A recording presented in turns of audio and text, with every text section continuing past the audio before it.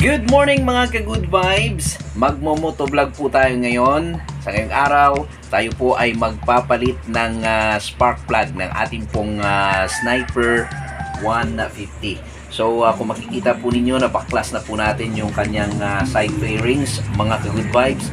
At magpapalit na po tayo ng ating pong spark plug kasi meron na pong medyo hindi maganda sa kanyang performance. Previously, for more than 2 years, gumagamit po tayo, pinalitan natin yung stock spark plug ng ating pong Sniper ng Brisk spark plug.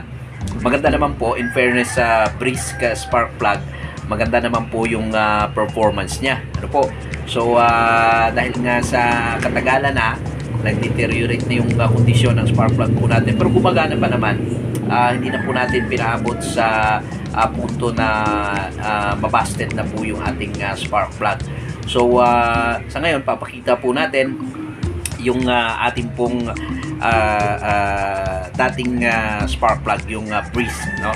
And after, yung UMA Racing Iridium spark plug. Ito po, no, mga ka-good vibes. Ayan po yung ating ginamit for more than 2 years, yung Brisk spark plug.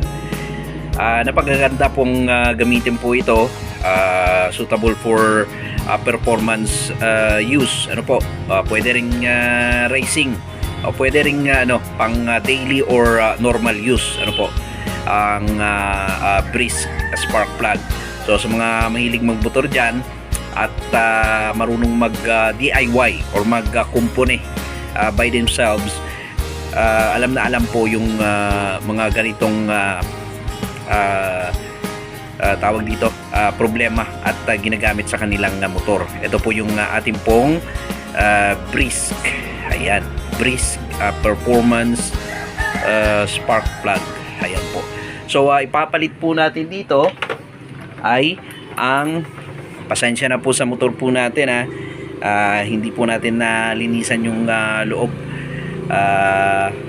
Ayan, kaya ganyan yung kanyang itsura. So ito po yung papalit natin. Actually nakabit ko na po ito, tsaka babalik, tinanggal ko lang, gusto kong pakita sa inyo. So ayan, ito po yung UMA Racing. Meron pong tatlong ground. Ayan.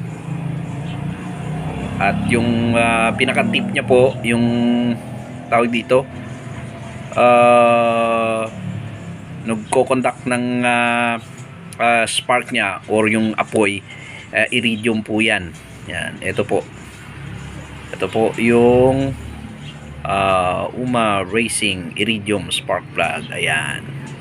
So kakabit po natin to dito po. So para mag back to normal again yung performance niya ng ating pong Sniper 150.